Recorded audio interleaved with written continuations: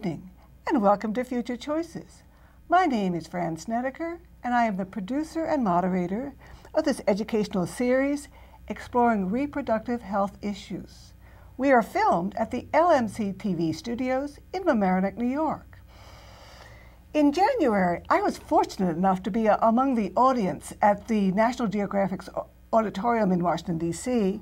for NPR's live broadcast of Talk of the Nation, when the discussion centered around the next 2 billion. Can the planet take the strain?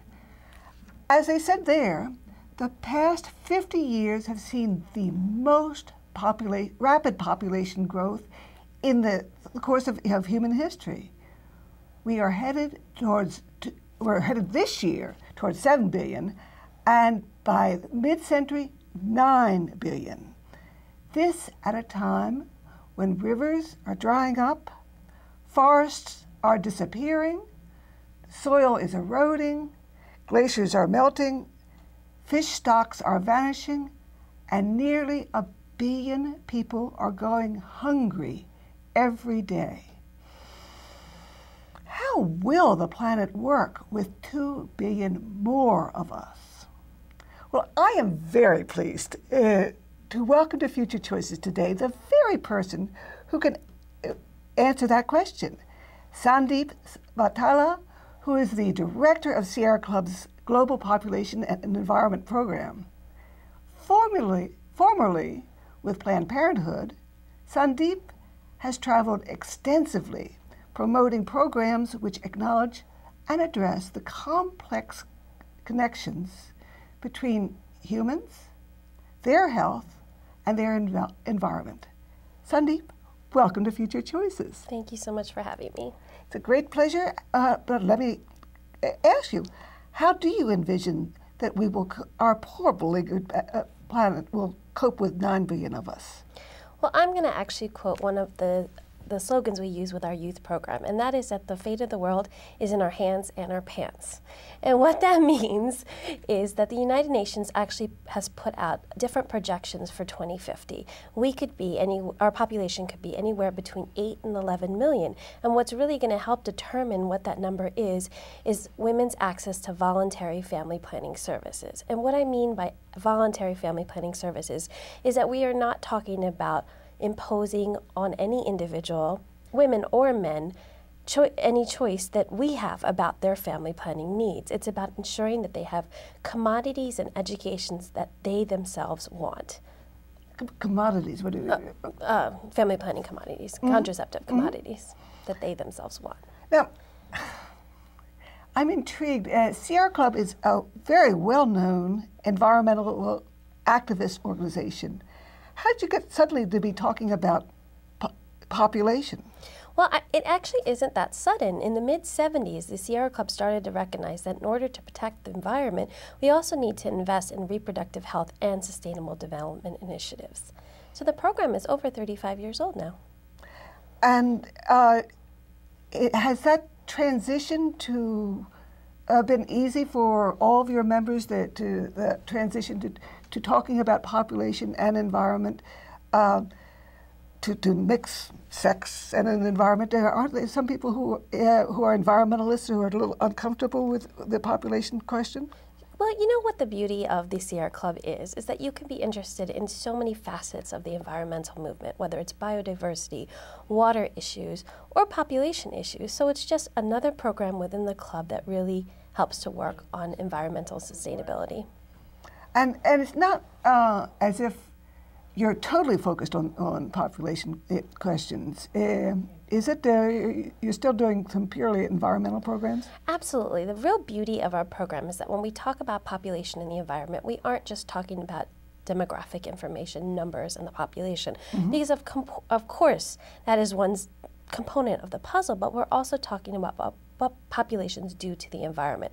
We're talking about overconsumption of natural resources and how social and economic equity come into play there. So it's not countries that have high fertility rates that tend to have the impact on the environment that countries such as ours, whose fertility rate might be lower than perhaps our sisters in Africa, but our impact on the environment is very significant. Off the top of my head, I know that the energy that you and I consume in 1 year is equivalent to the energy that 395 people in Ethiopia consume. In the course of that year? In the course of the year. And Yes. what are the programs that the Sierra Club promote in Ray, population and the environment, including the two components? Sure, sure. In many countries abroad, there are population health environment programs, which, to quote my colleague at Population Action International, Katie Mogegard, they're win-win-win programs. So they work with local communities on their environmental needs. For example, if water scarcity is an issue, they might work with the community on water catchment areas. Healthcare, ensuring access to healthcare is a huge issue in a lot of communities that have some of these environmental degradation issues, and then population being the component of ensuring that folks have access to voluntary family planning services. So these are programs that are unique to specific communities, whether it's their environmental needs or what is culturally acceptable in terms of family planning methods. So they're win-win-wins across the board. Do you work throughout the world in all countries, internationally as well as domestically? Well, our program in particular is an advocacy program. So our program, this Global Population and Environment Program, is an advocacy program. So we are working to ensure there's an increased U.S. contribution going towards such programs abroad. And then from a domestic front, we do want to ensure that folks across the United States have the same kind of access to family planning, comprehensive sexuality education that we're also advocating for abroad. So you are working on the population health environment integrated programs domestically as well as overseas. Yes, our advocacy efforts are both national as well as international. And who are some of the coalition partners that you work with domestically or overseas? Oh, there's quite a range. In Washington, D.C. itself, we're part of the International Family Planning Coalition, which is approximately 60 organizations that work on international family planning advocacy. Abroad, we do a lot of work with organizations that implement some of the population health environment programs I referenced earlier to ensure that we have up-to-the-date current information about the programs abroad that we're working to advocate for. And you mentioned earlier some statistics from the UN. Do you work with the UN, UNFPA, the UN Population Fund? Absolutely, and we also have a real close relationship with Americans for UNFPA as well. And when I think of UN and UNFPA and population, I think of the International Conference on Population and Development that occurred in the 90s. I believe that the environmental issues were part of the Cairo consensus, that the consensus that came out of that. You wanted to talk about the Cairo consensus some? Sure. So in 1994, 179 countries got together in Cairo, Egypt, and really mapped out the next 20 years. And it was the first time that there was true recognition that human rights is a huge component to ensuring environmental stability, economic development, and it was really discussed that there's really no need to have any quotas or targets when it comes to population. That if we really truly ensure that women, men, young people across the world have access to voluntary family planning services, they tend to have smaller, healthier families, which is better for them, their local communities, and ultimately the world on many levels. Certainly for women to have so many rapidly ensuing pregnancies can make a huge difference to their health. Absolutely. And to their ability to move on economically and educationally as well. Absolutely. You said that the Cairo consensus mapped out the next 20 years. You want to talk about how that how that influences what Sierra Club is doing? Sure. What does that mean, though? Sure. What that means is that the 179 countries came up with a consensus that worked at that time. And as we're approaching the 28th year, we're all going to sit down and take a look at that consensus. In fact, we've already started to talk with our partner organizations to see if there's any need to update that. So the 20 years is really just making sure that we're timely in our approach to these issues. But there's no reason to believe that that we still don't believe that human rights is a key component to ensuring the world's future. So was that the first time that that the concept of environmental justice was laid out and agreed upon throughout the many nations of the UN? Yes, yes, it was. It was really a groundbreaking agreement that came out. And it was signed off. And are you finding that I presume that there were goals sort of generally outlined there. Are you finding that that's what the Sierra Club is doing today? Yes. So one of the goals was specifically around ensuring that reproductive health programs are funded at an appropriate level. And so the whole premise of the Global Population Environment Program is to increase U.S.-based support for such programs. So it's perfectly in line in what we do every single day at my office. And the idea that Sierra Club is very much on target with population issues was mentioned several months ago when I interviewed on Future Choices Roger Mark D'Souza of Population Action International. Formerly of Sierra Club, actually. Formerly, yes. That's right. I forgot that he had been with Sierra Club. Yes. But so that it's not so surprising, therefore, and I asked him what we could do as far as ordinary individuals, what we could do to have an impact on stopping the environmental degradation. He said, I think that's a really good question. What could you do at home? I think there are a number of things that you could be thinking about. First is some of our partners, like the Sierra Club, host house parties that are called green pink parties. Green because of the environment and pink because of reproductive health family planning. And they have a discussion guide that you can find on their website, sierraclub.org, under the population program, where you can have discussions with your friends, families, and neighbors on these issues. So host a green pink house party. Green pink parties by the Sierra Club. Oh, what are green pink parties? Well, we have a number of toolkits and resources available to activists who want to work on educating their local communities about these issues. And so what the Green Pink Party Kit is it's a kit that has two videos, one that specifically talks about women in the environment, and the other that focuses in more specifically on their health, and in this case, obstetric fistula.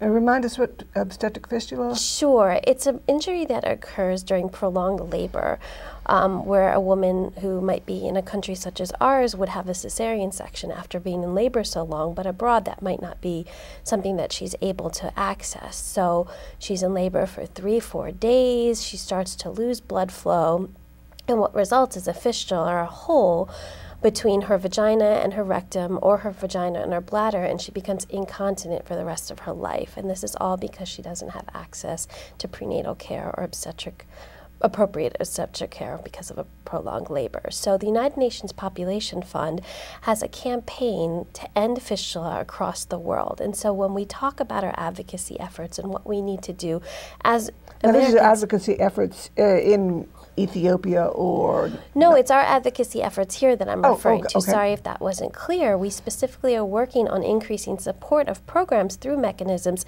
such as the United Nations Population Fund, through our U.S. contributions to the United Nations Population Fund that go to programs and campaigns such as ending fistula abroad. Okay, so the kit makes it concrete what we're advocating for, really puts a face and a story behind these issues. And so the video in particular that we use centers on a few women who, had they not had access to fistula repair, would be incontinent the rest of their lives. And this is a surgery that costs about $300. And so, you know, the United Nations Population Fund usually receives a contribution of about $40 to $50 million from the United States. And that's what our program works to advocate to ensure that happens. And I can't do the math that quick off the top of my head, but $40 to $50 million could really repair quite a number of women, thousands of, more than thousands, because it's only $300 to ensure that she has access. And also access to possibly prevention through decent prenatal care. So the green pink kits are for use. How do they? Sure, we give them to our activists to use in their own communities. So what folks might do is put together a green and pink party where they invite their friends over, their colleagues over to view these 2 videos, talk about these issues, and then also, if possible, they can help raise some funding. We've had people who've put together parties, and what comes out of it afterwards is a couple $100s that they know gets given to programs that can help a woman by ensuring that she has access to surgery. Now, if somebody wants more information about these kits, so where would they they're go to your website? Yes, absolutely. SierraClub.org/population. There's a specific button about resources, and you can request that toolkit there, as well as some of the other toolkits that we've put together, our fact sheets that talk about the intersections between population and the environment. You were talking before that this is something that activists might want to get involved with. On your website also, there was a blurb I saw the other day about 2 Sierra Club volunteers who took a Sierra Club study tour to Madagascar and Philippines, I believe. And they came back so enthusiastic that they just took off and are providing all sorts of opportunities in their local communities for education about the importance of Sierra Club's work in population and health. What did they see that got them so turned on? Sure. So every couple years, our program puts together a study tour where we go abroad to specifically look at the population health environment programs that I was referencing earlier. We take some of our key activists with us because then they get the real life stories of what they're advocating for back on the ground when they get to the United States.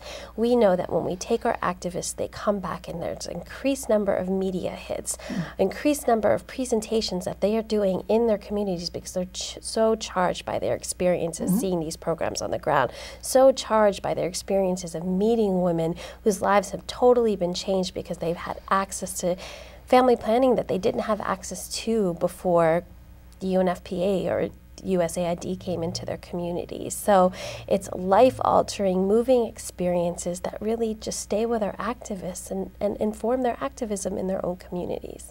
Do you have any anecdotes that you could share with us about specific women that you have heard about or have met yourself whose life has been transformed thanks to your efforts? Sure. In July of 2010, we actually took a study tour to Ethiopia. And, you know, it was an amazing experience. Ethiopia is on the forefront of the world with regards to these programs. Ethiopia is one of programs? Population health environment programs. Ethiopia is one of the 12 most affected countries by climate change. And as I referenced earlier, in terms of an average Ethiopian's consumption versus our consumption, they have very little to do with the climate change that their country's experiencing. Now, why is Ethiopia so very susceptible to climate change? It's rain patterns, it's droughts that just happen to be coming out there before we see them happen in our country. We had the opportunity to visit one project where we were welcomed into someone's home, where they were showing us their new kitchen or the new cooking utensil, the new stove they use now, that doesn't require the amount of wood that was used before. So women are spending less time going out to bring back firewood to use for cooking because less sticks are needed.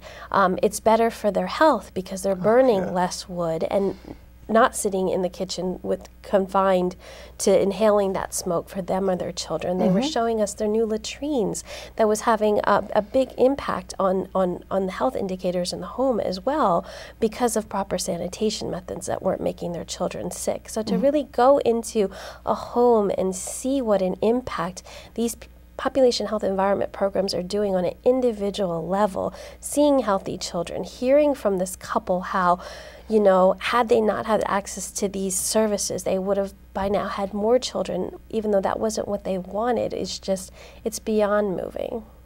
Sandeep, when you were in New York somewhat recently, I think that you referenced a meeting that you had at the Teachers College in the city. You want to give us some high points of that meeting that you had with students or professors? Or It was a mixed crowd, actually. One of our national committee members is a student at Teachers College, and she's actually involved with the student health organization, and she invited me and my colleague up to the campus to do a presentation on the intersections of these issues. Being population health environment issues. And it was a really neat experience, because we not only reached students by flyering, by her involvement with campus organizations, but we reached out to professors that we thought we would be interested. We reached out to the local Sierra Club chapter to invite them to attend as well. And in fact, the head of the local Sierra Club chapter came, as well as the head of the population issues committee within the local chapter. So it was a real mix of crowd. And the goal being? To hear about these issues, to hear about our study tour to Ethiopia this past summer. And it was, what's wonderful about inviting so many different audiences that are local is that it's an opportunity for them to interface with each other and stay involved with each other. Several of the students who attended upon meeting the local Sierra Club members are now going to become members and part of the chapter here locally, working on issues of significance here in New York City. And so, you know, we're always available to come out and do presentations. So you would come out all the way out to Westchester County? Yeah. Now, how would if somebody were interested in hosting a presentation to get people excited about the possibilities locally. Sure. How do they find you? Our contact information is on our website, and also on our website, as I referenced before, is activist resources. So in some cases we can come out, but we also work with activists who want to do events on their own in their communities, whether it's toolkits such as the Green and Pink kit that we talked about earlier, PowerPoint presentations that have note sections that they can use to reference. They're right there on the website. Yep, some PowerPoints are on the website, but also just getting in touch with us. We can talk through specific PowerPoints that people might want. Some folks want a specific focus on water, for example, and so we have those PowerPoints as well as available. And so it really is about ensuring that our activists have the tools and resources to do education in their communities. And again, the website address? It's sierraclub.org/population. Okay. I also, on the website, I saw references to women in Woodard, and which really caught my eye because last month on Future Choices, I had the treat of interviewing David Winder, who is the CEO of Water Aid America, and he gave me some stunning, to me, statistics. It's absolutely unacceptable that there are more than 850 million people in the world don't have access to clean water, and there are 2.6 billion who don't have access to sanitation. They don't have a safe toilet to go to. That's roughly 1/8 of the world's population. And it's a particularly terrible burden on women. How is a Sierra Club addressing the idea of women and water? Sure. So we know that women are the ones that are often most affected by environmental degradation. Women are the ones that are the collectors of water in a lot of communities. So when water scarcity becomes an issue, they're working further. Oftentimes we see when women can't take the hours that it takes out of the day to collect water for their family's use, who do they rely on to collect the water then?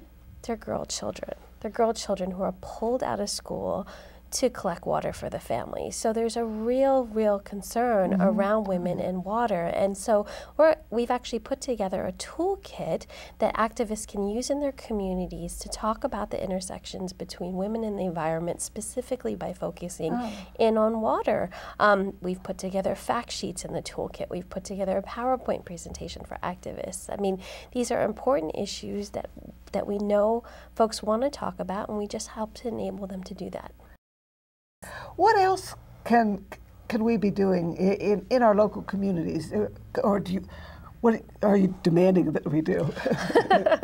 Well, I would love to demand that everybody contact their decision maker about these issues. It's really their legislative decision maker about these issues. It's really important for folks to hear from their constituents that we care about these issues, that investing $1 in family planning really has the impact of $4 going into a community, because it's so multifaceted.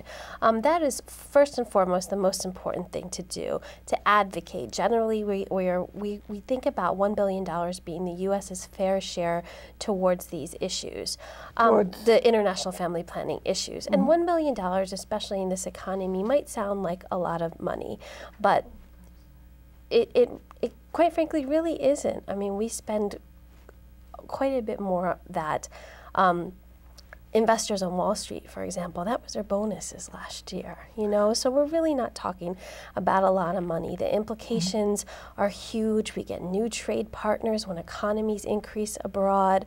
We're also encouraging our activists to advocate and ask their legislative decision makers to co-sponsor a comprehensive global sexual and reproductive health and rights bill that is the first time that environment is specifically referenced in a bill. The protection of the environment is specifically referenced in a bill on family planning. So this is it's a really exciting bill that we're hoping to see a lot of co-sponsorship. It's called the Global Sexual and Reproductive Health and Rights Bill, and it's based in the House. Yes, and we'll find the information about that bill in on your website. Absolutely, also? Absolutely. So first, two things I would say is most important is to talk to your legislator about the allocation going towards international family planning efforts, as well as this comprehensive bill. We also encourage activists to spread the word about these issues through access to resources that we've put together that I've already talked a little bit about, whether it's the toolkits, fact sheets, PowerPoints, anything that really that they need any assistance to if they don't see it on the website. We're there in DC to help make this education happen in local communities. And I presume that that you are a nonprofit, and therefore enthusiasm is great, but assistance with funding is also great. You know, it would be wonderful if folks who are inspired by these issues would think about designating their Sierra Club gift towards the population program. We're a small but powerful program, and it's a win-win-win as population health environment programs are. Well, Sandeep, you have been wonderful this afternoon in igniting our enthusiasm about the importance of the integration of our thinking about when we think about population, women's rights, women's reproductive rights, health, and all of which combined will help us save the planet. So many thanks. Thank you so much for having me. It's always a pleasure and fun to talk about these issues. And I want to thank also my Westchester audience, my friends and neighbors in the county, who now we all have some homework to do, and I think we would love doing it very much. As Sandeep has said, this is something that we can do that will help the planet cope with 7 or 9 billion of us. Thank you, and good night.